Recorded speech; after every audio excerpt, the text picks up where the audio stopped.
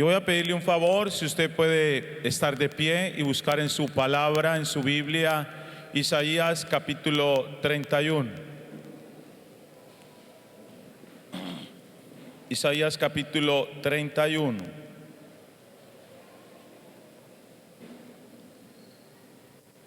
Mientras que usted lo hace, esta mañana el título del mensaje es La insensatez de no buscar ayuda en Dios. La insensatez de no buscar ayuda en Dios. Y dice Isaías capítulo 31: Ay de los que descienden a Egipto por ayuda. En los caballos buscan apoyo y confían en los carros porque son muchos, y en los jinetes porque son muy fuertes. Pero no miran al Santo de Israel, ni buscan al Señor. Pero Él también es sabio y traerá el mal, y no se retractará de sus palabras, sino que se levantará contra la casa de los malhechores y contra la ayuda de los que obran iniquidad. Pues los egipcios son hombres y no Dios, y sus caballos son carne y no espíritu. El Señor pues extenderá su mano, y el que ayuda tropezará, y el que recibe ayuda caerá. Todos ellos a una perecerán. Porque así me dice el Señor: tal como gruñe el león o el leoncillo sobre su presa, contra el que se reúne una multitud de pastores, pero que no se atemoriza de sus voces, ni se acobarda por su multitud, así descenderá el Señor de los ejércitos para combatir sobre el monte Sión y sobre su colina. Como aves que vuelan, así protegerá el Señor de los ejércitos a Jerusalén. La protegerá y la librará, la perdonará y la rescatará. Vuelvan a aquel de quien tan profundamente se han apartado, oh hijos de Israel, porque en aquel día cada uno repudiará sus ídolos de plata y sus ídolos de oro, que les han hecho sus manos pecadoras. El asirio caerá por espada, no de hombre, y la espada no humana lo devorará. No escapará de la espada, y sus jóvenes serán sometidos a trabajos forzados. Su fortaleza a causa del terror pasará, y sus príncipes se espantarán ante el estandarte. Declara el Señor que tiene su fuego en Sión y su horno en Jerusalén. Señor, honramos y damos gracias en esta mañana a tu nombre. Bendito eres, oh Dios. Padre, abre nuestro entendimiento. En el nombre de Jesús, imparte de tu espíritu, espíritu de sabiduría, de revelación, de conocimiento en tu palabra, Señor. Que tu palabra cobre vida en nosotros, Señor. Padre, que sea clara, bendito Rey del cielo, y que salgamos de este lugar edificados, salgamos de este lugar bendecidos por tu presencia y por tu palabra, en el nombre de Jesús. Amén y amén. Pueden tomar asiento. Cuando miramos el contexto histórico del capítulo que acabamos de leer, era la inminente invasión de Asiria a Judá. Ellos habían pecado contra el Señor. Dios había enviado cantidad de profetas una y otra vez para hacer volver el corazón del pueblo a Dios, pero como también habían falsos profetas, había una confusión en medio del pueblo, y ellos estaban sumidos en la idolatría, en la apostasía, en la injusticia. En medio de todo esto, Asiria iba a invadir a Jerusalén. Ya había tomado algunas ciudades de Judá. Usted puede leer el capítulo 36 y 37 de Isaías para entender lo que estaba pasando, porque aquí tenemos es una profecía. Y frente a la inminente invasión del ejército asirio, en vez de el pueblo volverse a Dios, como le habían llamado los profetas y habían buscado que el pueblo se arrepintiera, ellos buscan ayuda en el ejército egipcio. Y eso desagradó a Dios en gran manera, porque ellos estaban poniendo su confianza en otros dioses, estaban colocando su confianza en el brazo de carne y no estaban confiando en el Señor. Y es algo que nosotros como iglesia debemos aprender a contextualizar cuando leemos la historia de Judá, de Israel. Es no repetir la historia. Es entender que esas cosas quedaron escritas para que nosotros aprendamos de ellas. Y esto nos enseña que nosotros como iglesia debemos poner toda nuestra confianza y nuestra esperanza solamente en Dios, solamente en Él. Fuera de Él no hay seguridad, fuera de Él no hay vida, fuera de Él no hay nada, hermanos. Y esa es la situación que se está viviendo en ese tiempo. Cuando vamos al texto bíblico, lo primero que vamos a encontrar en el versículo 1 dice: ay de los que descienden a Egipto por ayuda y confían en caballos, y su esperanza ponen en carros, porque son muchos, y en jinetes, porque son valientes, y no miran al Santo de Israel, ni buscan a Jehová. Y aquí tiene que nacer una pregunta en nosotros. Cuando viene una situación de crisis a nuestra vida, ¿a quién buscamos primeramente? ¿En quién ponemos nuestra confianza nosotros? Lo primero que hay en el texto es un ay, y ese ay es de quebrantamiento.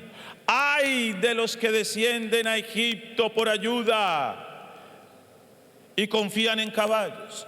Lo primero que hacen mal es descender a Egipto. La orden de Dios cuando el pueblo salió de Egipto después de la esclavitud es que nunca debían regresar a ese lugar. Jamás el pueblo de Israel debía regresar a Egipto. Pero aquí ellos van a Egipto por ayuda.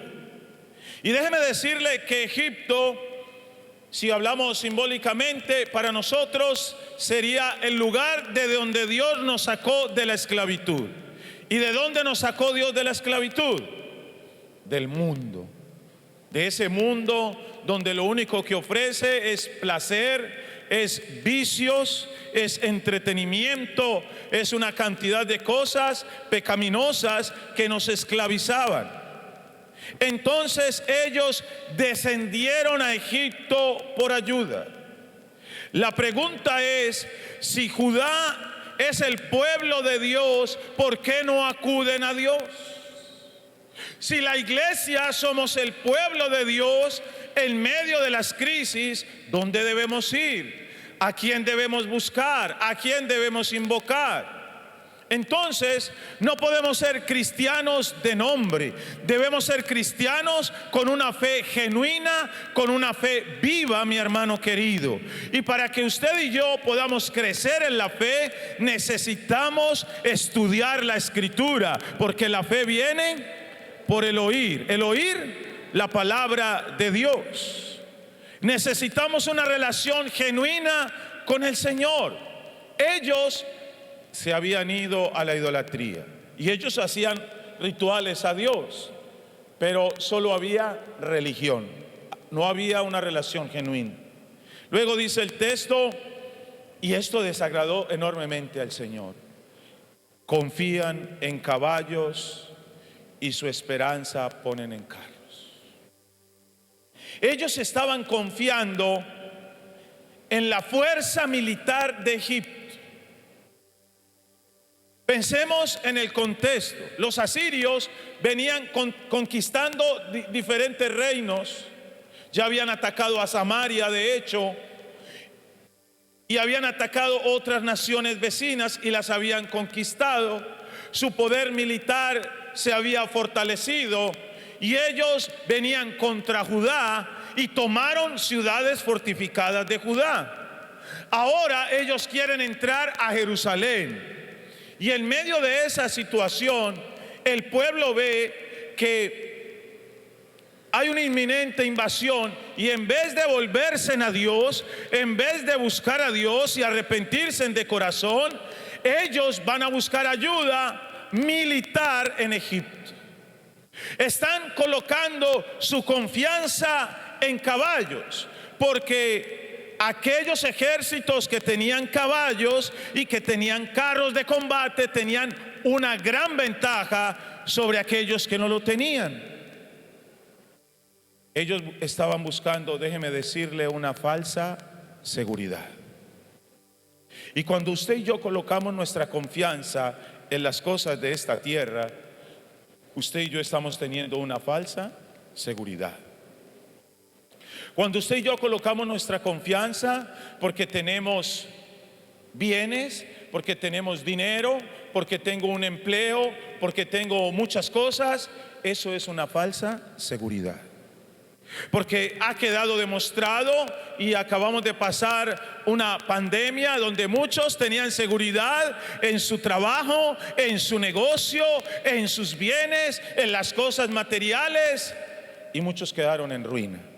¿Y a dónde nos llevó Dios a nosotros, la iglesia? Nos llevó a vivir por fe, nos llevó a confiar en Él, nos llevó a esperar en Él. Y eso es lo que usted y yo tenemos que hacer, y no poner nuestra confianza en otra cosa. Luego dice que ellos colocaron su esperanza en carros, no los carros último modelo que tenemos ahora, no, carros de combate. Entonces, ¿qué dijeron los de Judá? Con que Asiria viene conquistando naciones. Espere un momentico, vamos a contratar un ejército y vamos a hacer una alianza con el ejército de Faraón. Ellos tienen caballos, ellos tienen carros de combate. Ahora sí vamos a quedar equiparados y vamos a enfrentarlos. Pero hermano, déjeme recordarle algo. Cuando usted y yo hacemos cosas en nuestras fuerzas sin tener en cuenta a Dios, vamos a fracasar. Cuando usted y yo no ponemos nuestra confianza plenamente en el Señor y nuestra esperanza en Él, usted y yo vamos a fracasar. Ahora, ¿por qué confiaron en caballos y en carros? Ahí está, porque son muchos. Ahora sí hay ejército para enfrentar a los asirios. Y en jinetes, porque son valientes, son guerreros. Pero mire lo que dice al final de ese pasaje: y no miraron al Santo de Israel, ni buscan a Jehová. Eso es cuando usted y yo hacemos planes sin tener en cuenta a Dios.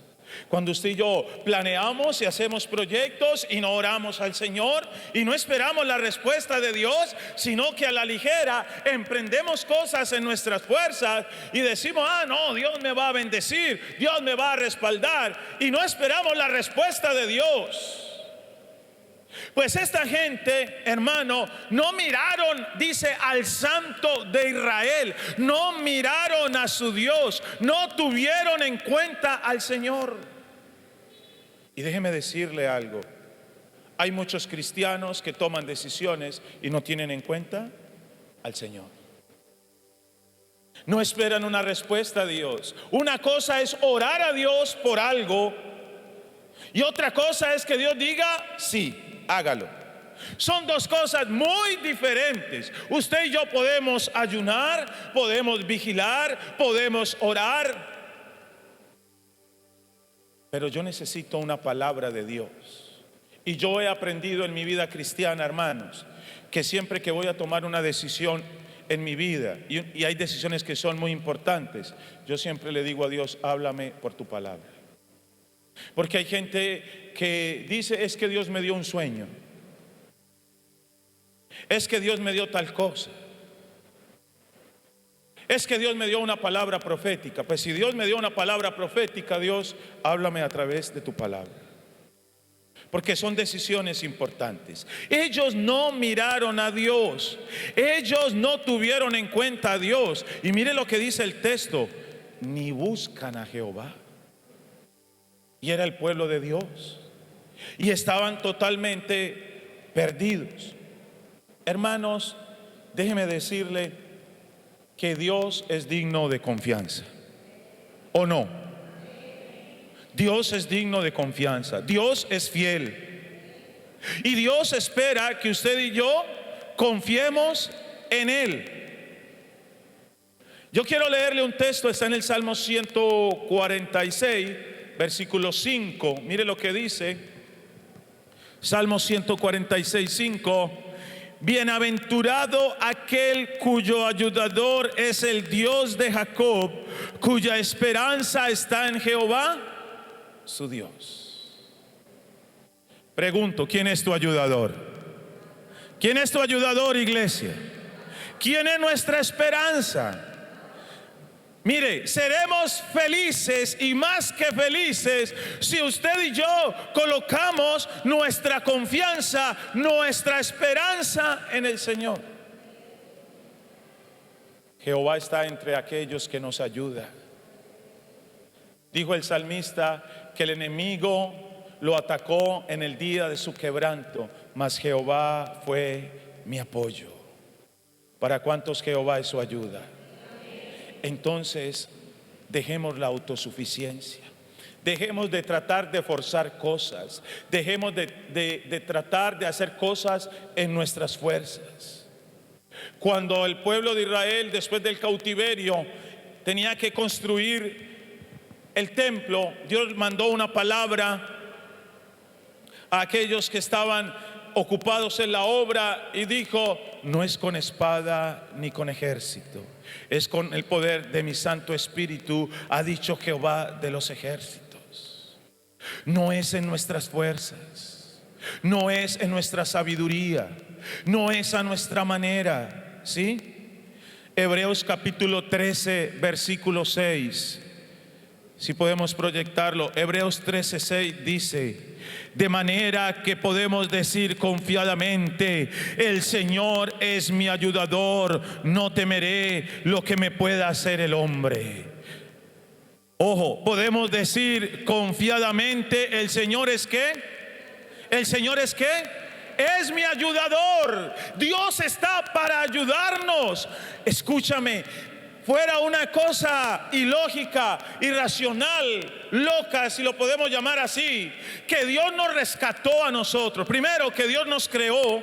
Segundo, que Dios nos rescató del mundo, del pecado, y que enseguida nos trae a Él y nos deje solos y no nos ayude.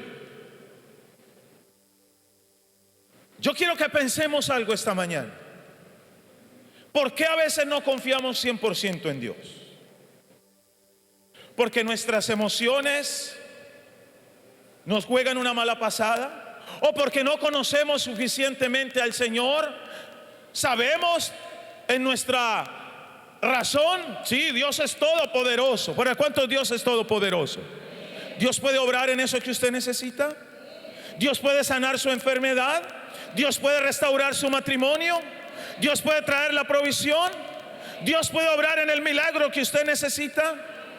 ¿Hay palabra de Dios para que certifique eso? Entonces, ¿qué nos queda?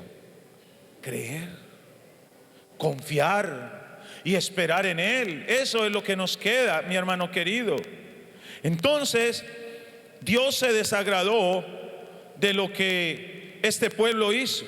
Ellos confiaron en caballos, confiaron en carros de combate, confiaron en aquellos guerreros, porque según ellos eran fuertes y valientes.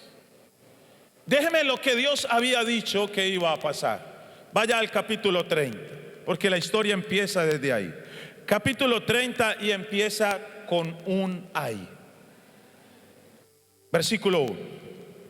Hay de los hijos que se apartan, dice Jehová, para tomar consejo y no de mí. A veces estamos buscando consejo en gente que no tiene temor de Dios. Y Dios dice: ay de aquellos, porque esa gente que no tiene temor de Dios no te va a dar un buen consejo, te va a dañar, te va a alejar de Dios y no de mí, para cobijarse, o sea, buscando cobertura con cubierta y no de mi espíritu. añadiendo pecado a pecado, que se apartan para descender a Egipto y no han preguntado de mi boca. O sea, no han venido a hablar conmigo y a decirme a mí qué debo hacer, para fortalecerse con la fuerza de Faraón y poner su esperanza en la sombra de Egipto. ¿Cuántas veces quizás hemos recibido más bien el consejo de alguien que quizás es un experto en algún área, pero no tiene temor de Dios? ¿Cuántas veces hacemos cosas como esas? Verso 3 dice: pero la fuerza de Faraón se os cambiará en vergüenza, y el amparo en la sombra de Egipto en confusión. Dice: cuando estén sus príncipes en Zoán y sus embajadores lleguen a Janes, todos se avergonzarán del pueblo que no les aprovecha. ¿Cuál era el pueblo que no les aprovecha? Egipto. ¿De qué nos sirve el mundo a nosotros? ¿Sabe qué hay en el mundo para nosotros? ¿Qué hay en el mundo para nosotros? Nada. ¿Sabe qué hay en el mundo para nosotros? Las almas que tenemos que rescatar. No hay nada más. No hay nada más para nosotros. Y aquí dice: todos se avergonzarán del pueblo que no les aprovecha, ni los socorre, ni les trae provecho. Antes les será para vergüenza y aún para oprobio. Y en el verso 7 dice: ciertamente Egipto en vano e inútilmente dará ayuda. Por tanto yo le di voces que su fortaleza sería estarse quietos. Su fortaleza sería quedarse quietos y confiar en Dios. Ojo, la bendición que Dios tiene no está en el mundo. La bendición que Dios tiene para la iglesia, Dios es la fuente misma de esa bendición. Quizás en algún momento, por alguna razón, utilizará a alguien para traer esa bendición, pero usted y yo no tenemos que, escúcheme, ir tras la bendición. Usted y yo debemos vivir en bendición, y vivimos en bendición cuando permanecemos confiadamente en el Señor, esperamos en el Señor, obedecemos al Señor, y Él traerá la bendición. Él traerá la bendición. Eso es lo que usted y yo debemos entender. Allá, hermano, lo que hay para el cristiano en el mundo es vergüenza. En segundo lugar, encontramos el quebranto para el ayudador y el ayudado. Versículo 2.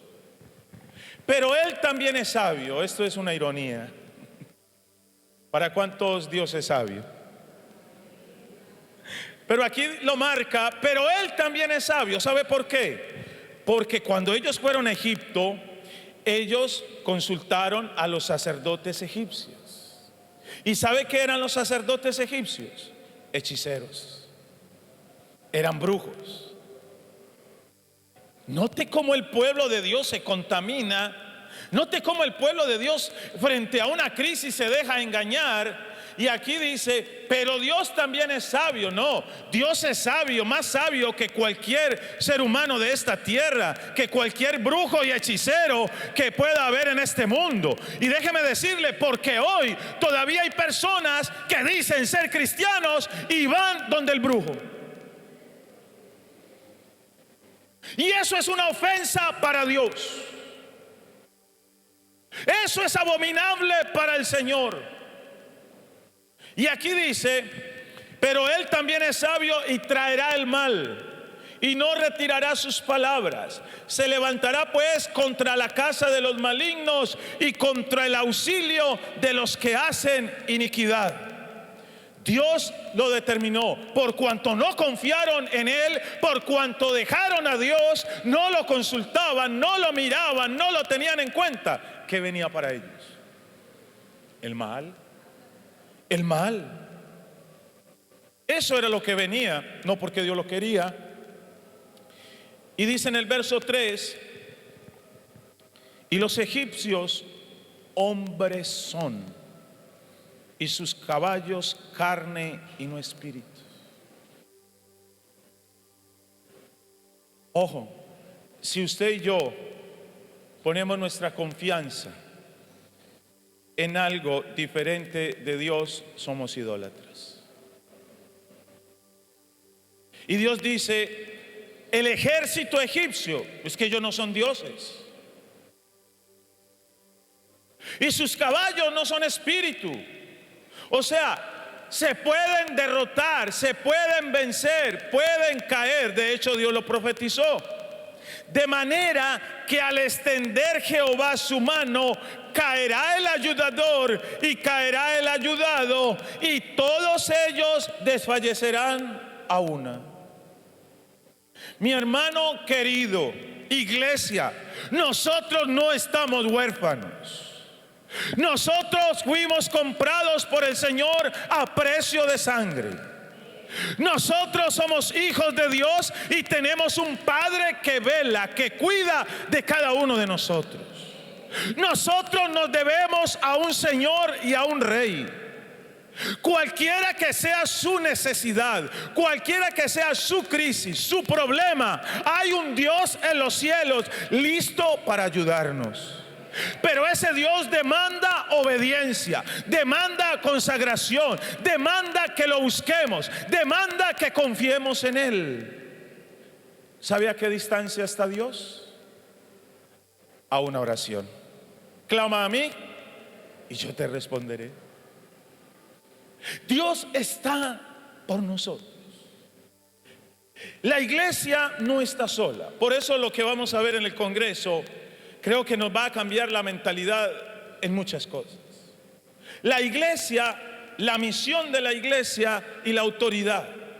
Y vamos a ver que, hermano, es que la iglesia no somos cualquier cosa. La iglesia somos el cuerpo de Cristo, la novia de Cristo. Somos aquella sobre la cual descansa la autoridad divina para establecer el reino, para llevar la palabra, para transformar la sociedad. Escúcheme, cuando entendamos lo que tenemos, vamos a vivir de la mejor manera. Algunos hablan de que nos debemos empoderar, congreso de empoderamiento. Yo le voy a decir algo, la iglesia ya está empoderada, la iglesia ya fue llena del Espíritu Santo de Dios. Ya está el poder, ya está el poder de la verdad de la Escritura. Conoceréis la verdad y la verdad os hará libres. Hay poder en la palabra, hay poder en el Espíritu, hay poder en la fe, hay poder en una relación con Dios y estamos unidos a Él por un pacto.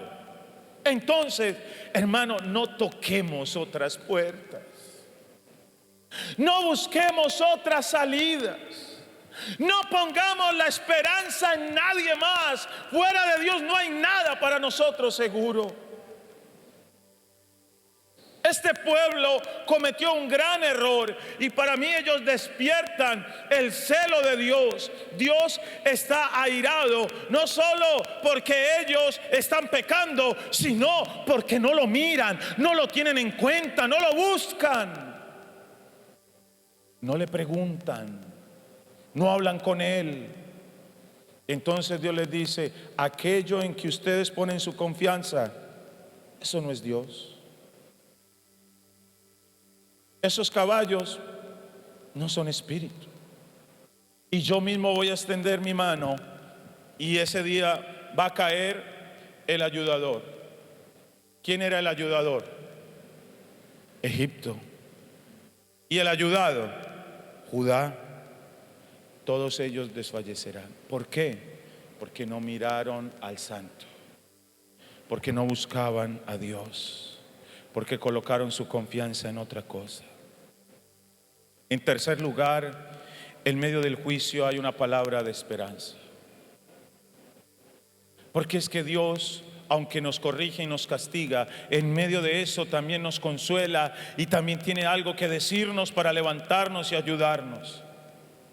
Dice el texto en el verso 4, porque Jehová me dijo a mí de esta manera: como el león y el cachorro de león ruge sobre la presa, Y si se reúne cuadrilla de pastores contra él, no lo espantarán sus voces, ni se acobardará por el tropel de ellos. Así Jehová de los ejércitos descenderá a pelear sobre el monte de Sión y sobre su collado. Viene otra comparación: como las aves que vuelan, así amparará Jehová de los ejércitos a Jerusalén, amparando, librando, preservando y salvando.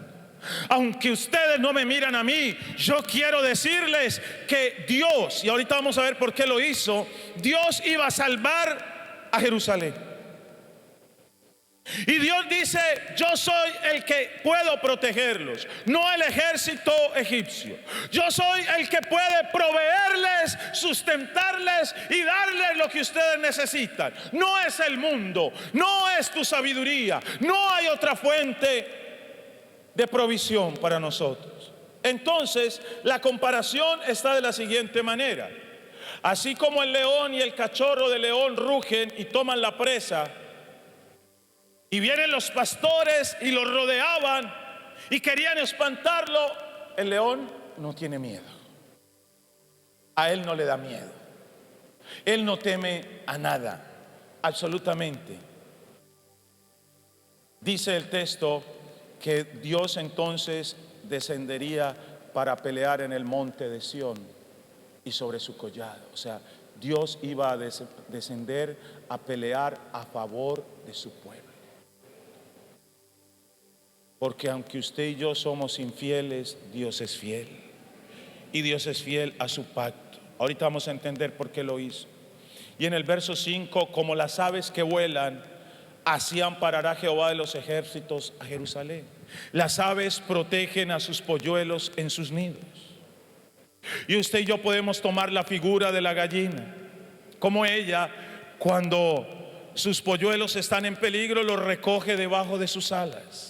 Y ellos allí están totalmente seguros, tranquilos, confiados. Dice: así como esa figura, así descenderá el Señor. Dice: amparará Jehová de los ejércitos a Jerusalén, amparando, librando, preservando y salvando. La versión de las Américas dice: como aves que vuelan, así protegerá el Señor de los ejércitos a Jerusalén, y protegerá y la librará, la perdonará y la rescatará. Pero esta palabra no solo era para Jerusalén, esta palabra es para la iglesia. Dios está al lado nuestro. Dios está para protegernos, para ayudarnos, para sustentarnos. Y si pecamos y nos arrepentimos, para perdonarnos, para restaurarnos, porque Dios está de nuestro lado. Por eso no tiene sentido que usted y yo pongamos nuestra confianza en otra cosa. Pero la tendencia humana es eso. Confiamos en la promesa del amigo, en la promesa del político de un empleo, de aquel familiar. Los padres a veces están confiados en que sus hijos van a ir a trabajar para sustentarles. Hermano, no haga eso. Confíe en el Señor. Él le creó, Él le sustenta. Así es Dios.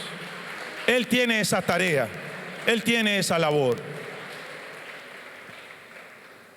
¿Usted puede confiar en la protección de Dios? ¿Usted puede confiar en el perdón de Dios? ¿En el cuidado de Dios? Entonces no toque otra puerta.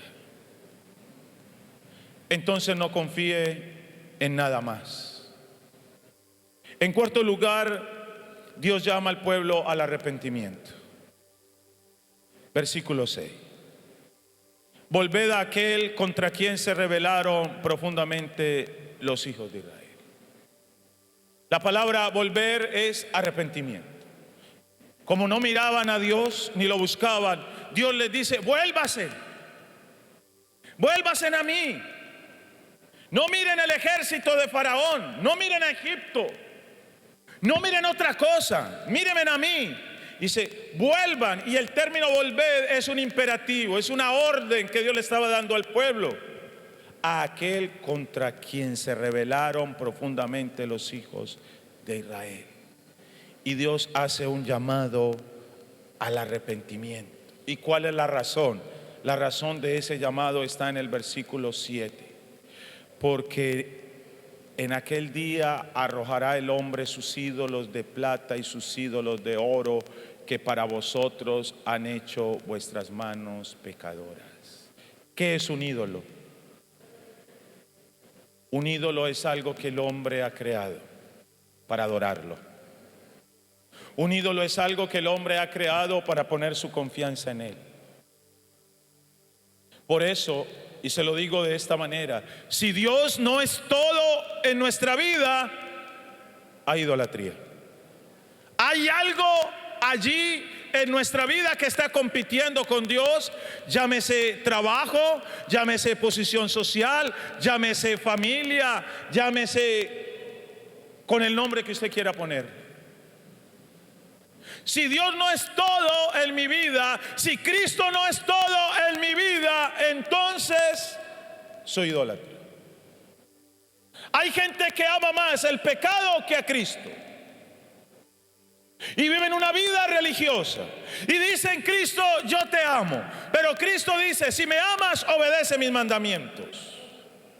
Esa es la manera en que se ama al Señor, obedeciendo su palabra, obedeciendo sus mandamientos.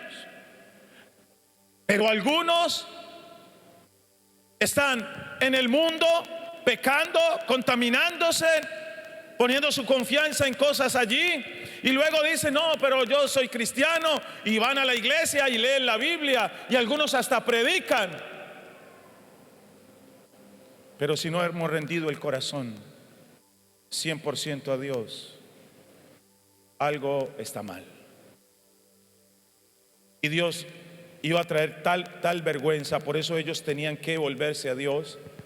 Dios dice, aquel día, el día que yo venga y extienda mi mano, como dijo, sobre ellos, arrojará el hombre sus ídolos de plata y sus ídolos de oro. ¿Sabe por qué?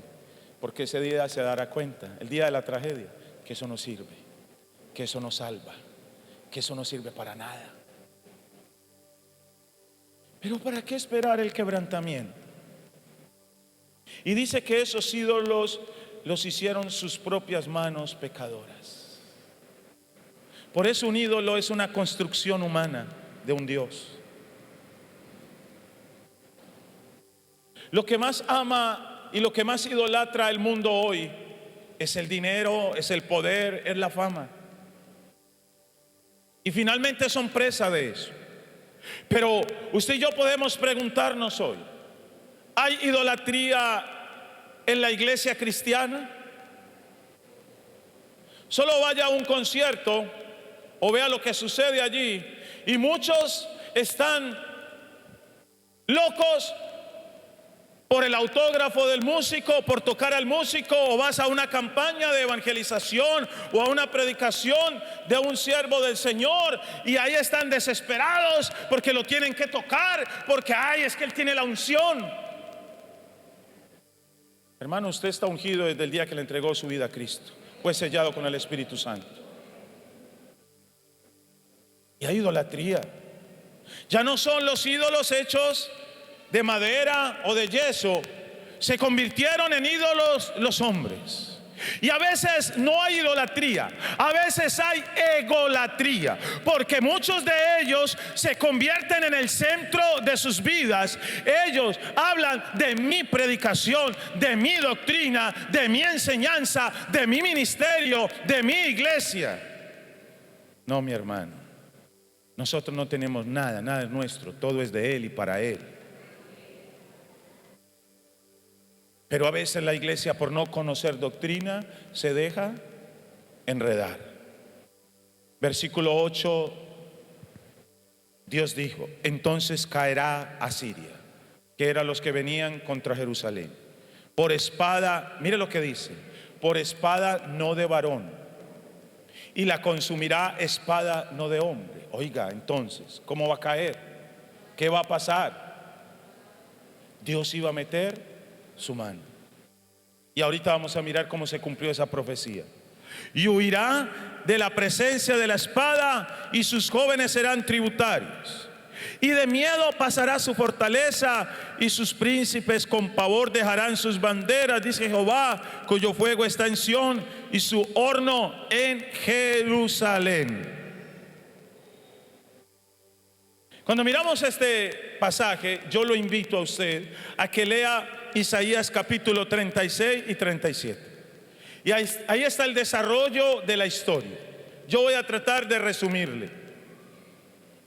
Resulta y sucede que los asirios, en cabeza de su rey llamado Senaquerib, él mandó a un comandante llamado el Rabsacés, que era un puesto de honor, y venía conquistando reinos. Habían conquistado Samaria, habían conquistado naciones vecinas, habían conquistado parte de ciudades de Judá, que eran aún fortalezas, y venían a Jerusalén. Y allí encuentran la resistencia del rey Ezequías. Y vienen en ese momento, y este hombre que es enviado por Senaquerib, el Rabsacés, empieza a hablar sandeces en contra de Dios. Y les dice: primero, señores, no pongan su confianza en Egipto, porque Egipto es tan débil que si usted se apoyara en esa vara, traspasaría su mano. Era una ironía que estaba utilizando. Y luego les dice: y no le crean a Ezequías de poner su confianza en Jehová. No le crean. Porque vaya, pregunten y miren qué dioses de esas naciones han podido resistir el ejército asirio. Todos esos dioses los hemos vencido y los hemos derrotado. Así que no pongan su confianza en Jehová. Además, nosotros vinimos aquí, dice él, porque Jehová nos mandó. Y él compara los dioses paganos con Jehová y blasfema en contra de Dios. Y lo que hace Ezequías, envía unas cartas al profeta Isaías y empiezan a orar, porque Senaquerib dijo: esa ciudad la vamos a tomar, esa ciudad la vamos a destruir. Y en medio de todo eso despertaron el celo de Dios. Y Dios dice: no se preocupe, yo voy a atender este caso personalmente. Yo me voy a ocupar personalmente. Como leíamos hace un momento en la profecía, no sería por espada de hombre. Y vaya a Isaías capítulo 37 para que ya veamos el desenlace de esa historia. Por tanto, Isaías 37, 33. Por tanto, así dice Jehová, el rey de Asiria: no entrará en esta ciudad, ni arrojará saeta en ella.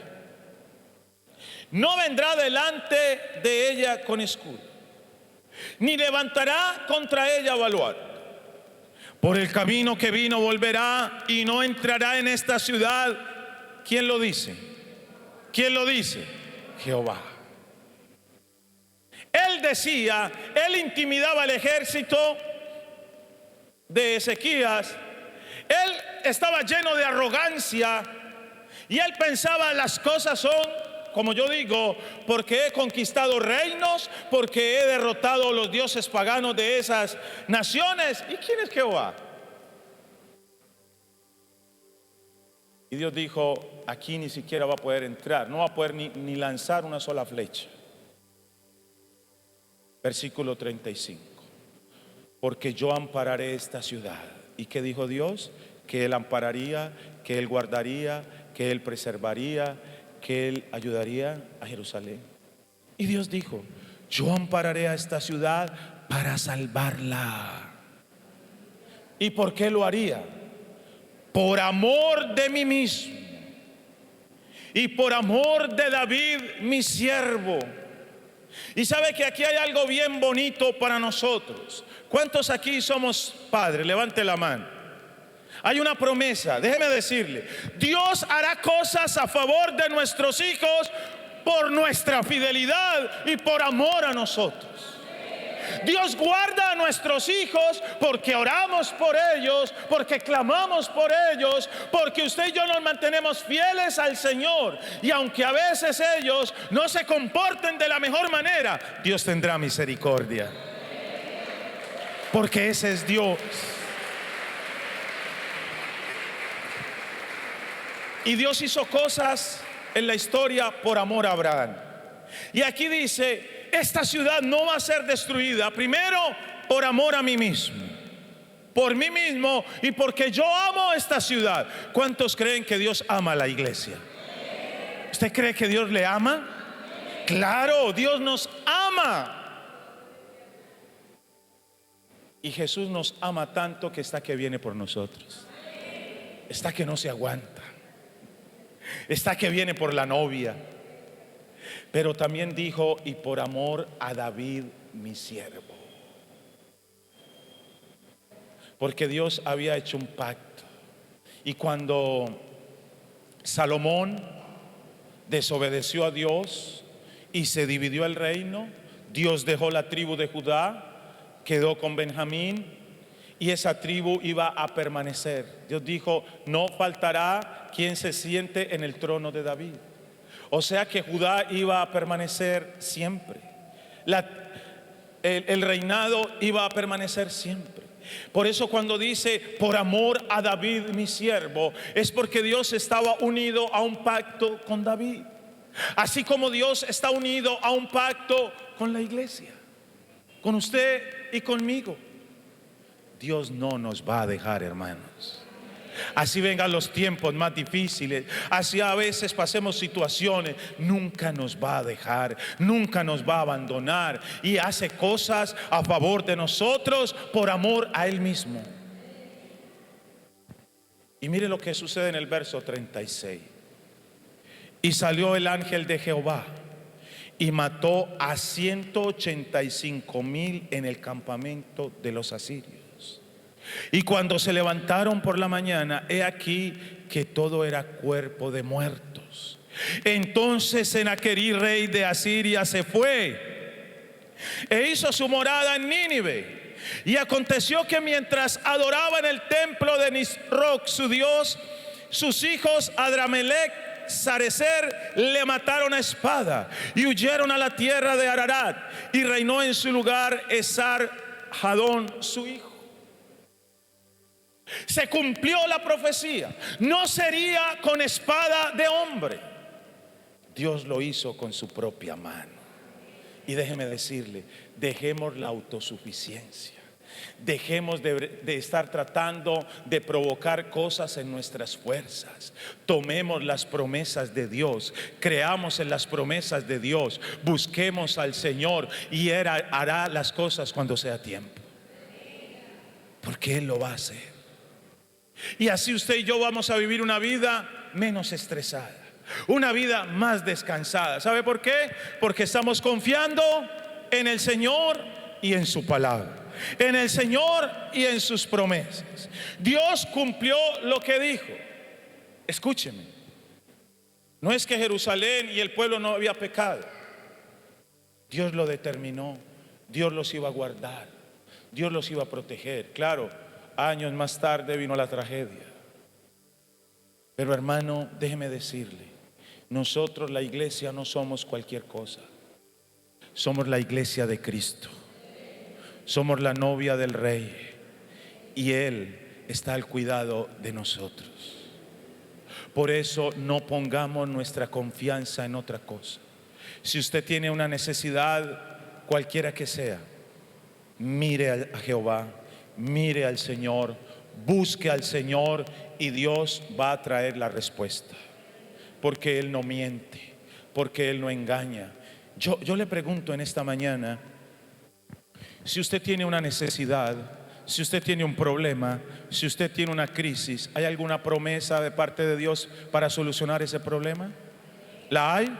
Entonces aférrese a esa promesa. Usted necesita una sanidad en su cuerpo, busque promesas de sanidad en la Biblia y aférrese a esas promesas. Usted necesita provisión y sustento. Usted necesita empleo. Usted necesita que Dios abra las ventanas de los cielos y traiga bendición para su vida. Usted cree que Dios lo creó y usted cree que Dios cuida de usted. Entonces sea diligente en lo que le toca hacer. Claro, porque si Dios le ha dado talento, le ha dado habilidades, y usted se queda con los brazos cruzados, pues la bendición no le va a llegar así, hermano. Pero hay dos cosas que Dios quiere que hagamos. Número uno, mirarlo a Él. ¿Puesta la mirada en quién? En Jesús. Y número dos, buscarlo a Él. Y lo busco porque confío. Y lo busco porque creo. Así que por favor, colócate de pie, tú que confías en el Señor. Tú que solamente confías en Dios. No ponga su confianza en nada más. Señor, en esta mañana, aquí estamos en este lugar, Dios. Estamos agradecidos. Estamos confiados. Estamos seguros en ti.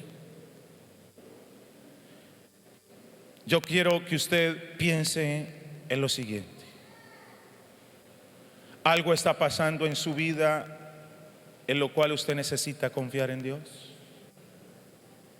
Estás viviendo una circunstancia, estás teniendo una necesidad, un problema, una crisis, lo cual requiere la confianza en el Señor. Y por alguna razón estás confiando en algo diferente. Por alguna razón estás esperando tu ayuda de otro lugar o has tocado otra puerta. Déjame recordarte que Dios es autosuficiente. Déjame recordarte que Él es el Shaddai, el Dios Todopoderoso. Y déjame recordarte que Él te ama. Y que Él ha dicho en esta mañana: yo los protegeré, yo los cuidaré, yo los ampararé, los sustentaré, los salvaré, los perdonaré.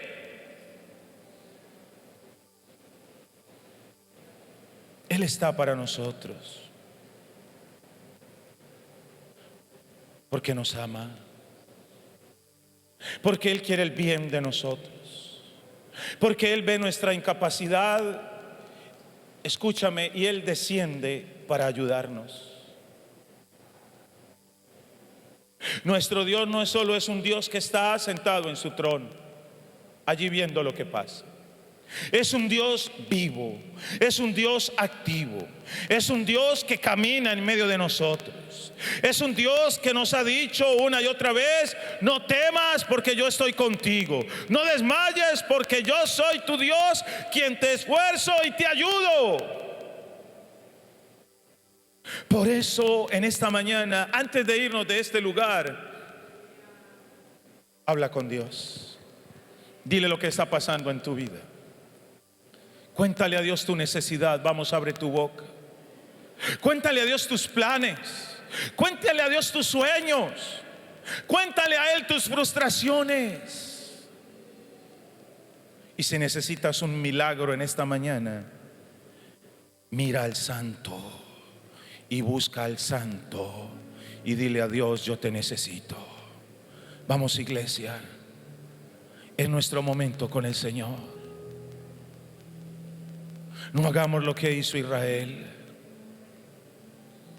Que ese ay no sea para nosotros. Y que si por alguna razón estábamos confiando en algo más, esta mañana volvamos como Él dijo: vuélvasen a mí, vengan a mí. Dios no quiere nuestro mal. Dios no quiere el mal de nadie. Dios no quiere el mal de la iglesia. Dios no quiere el mal de sus hijos. Pero Dios quiere que tú y yo confiemos. Dios quiere que tú y yo lo busquemos. Y Él ha venido insistentemente hablando de que le busquemos, de que vengamos a Él. Vamos, mi hermano, hable con Dios, ore al Señor, ore en esta mañana, dígale a Dios cuánto le necesita. Dígale al Señor, suelte sus cargas, por favor, suelta tus preocupaciones, suelta aquello que se ha vuelto una carga en tu vida. En esta mañana dile al Señor: yo te confío este problema, yo te confío esta necesidad. Padre, en el nombre de Jesús, aquí estamos, tu iglesia. Jesús, la compraste con tu sangre, Señor. Obra milagros, Dios de la gloria, en medio de la iglesia en esta mañana. Padre, necesitamos que te manifiestes, por favor. Necesitamos que extiendas tu mano para bien, para sanar a los enfermos, Señor. Dios, en el nombre de Jesús, todo espíritu de enfermedad, toda opresión, toda obra aún de las tinieblas contra la iglesia, en el nombre de Jesús, reprendemos toda obra de las tinieblas. En el nombre de Jesús, creemos lo que tu palabra dice. Tú eres nuestro escudo, tú eres nuestra fortaleza, tú eres el que pelea por nosotros, Señor. Tú eres el que va delante de nosotros como poderoso gigante. Vamos, mi hermano, levantando tu voz. Padre, para aquellos que necesitan un milagro en su economía, bendito Rey de los cielos, tu palabra lo dice, Señor. Mío es el oro y mía es la plata. Padre, primeramente danos sabiduría para administrar lo que tú pones en nuestras manos, Señor. Y en el nombre de Jesús, obra un milagro. Señor, llévate toda ruina de la iglesia, toda mentalidad de ruina, toda mentalidad de escasez. Padre, en el nombre de Jesús, hoy te miramos a ti, Señor. Aquellos que necesitan un milagro en sus hijos, en su matrimonio, tu palabra dice: cree en el Señor Jesucristo y serás salvo tú y toda tu casa. Padre, en esta mañana vamos, iglesia, levanta tu voz, expone tu causa delante del Señor en esta mañana. Trae tu causa delante del juez, trae tu causa delante del Dios vivo en esta mañana, Padre, en el nombre de Jesús de Nazaret. Obra en medio de la iglesia, trae un avivamiento, trae un despertar a la palabra, un despertar a la oración, un despertar a la adoración, un despertar al servicio, Señor, oh Dios de la gloria. Que haya una búsqueda, que haya una búsqueda intensa de ti, oh Dios, en esta mañana, en el nombre de Jesús. Oh Rey de los cielos, derrama de tu Espíritu Santo. Señor, quita toda carga, rompe todo yugo, rompe toda atadura. Dígale a Dios: Señor, dame entendimiento en tu palabra, dame sabiduría en tu palabra, para creer, para crecer, para madurar, para avanzar. Dios, aún todo lo que ha venido contra la iglesia, Señor, todo aquello que el enemigo ha maquinado desde tiempo atrás contra esta iglesia, Padre, en esta mañana dígale al Señor: Señor, levántate. Señor, creemos lo que tu palabra nos estaba hablando en esta mañana. Dios, tú estás de nuestro lado, tú lo harás por amor, tú lo harás, bendito Rey de la gloria. Padre, en el nombre poderoso de Jesús, sigue obrando, bendito Rey de los cielos. Oh, tú eres mi ayuda, tú eres la ayuda de la iglesia, Señor, tú eres la ayuda de tu pueblo, bendito Dios de los cielos. Padre, tú nos protegerás, tú nos librarás, tú nos perdonarás, tú nos restaurarás. Oh Dios de los cielos, tú nos librarás del enemigo, Padre, en el nombre de Jesús de Nazaret. Todo aquello que el enemigo maquinó es cancelado, es destruido en el nombre de Jesús. Hay libertad para tu iglesia, hay bendición para tu tu iglesia, hay propósito para tu iglesia, hay visión para la iglesia, Señor, hay avance para la iglesia, oh Dios de los cielos. En esta mañana toda confusión, Señor, y todo lo que ha venido, Señor, se ha quitado en el nombre de Jesús. Y usted levante sus manos y reciba lo que Dios está derramando sobre su vida: su espíritu, su favor, su gracia, su bendición más, porque estamos bendecidos, porque Él está con nosotros. Señor, gracias por la iglesia. Somos tu iglesia, somos tu pueblo, somos tus hijos, y en el nombre de Jesús, Señor, con tremendas cosas nos responderás en justicia, con tremendas cosas nos responderás, y determinamos en esta mañana poner nuestra confianza y nuestra esperanza solo en ti, Señor. Gracias, Jesús. Gracias, Señor.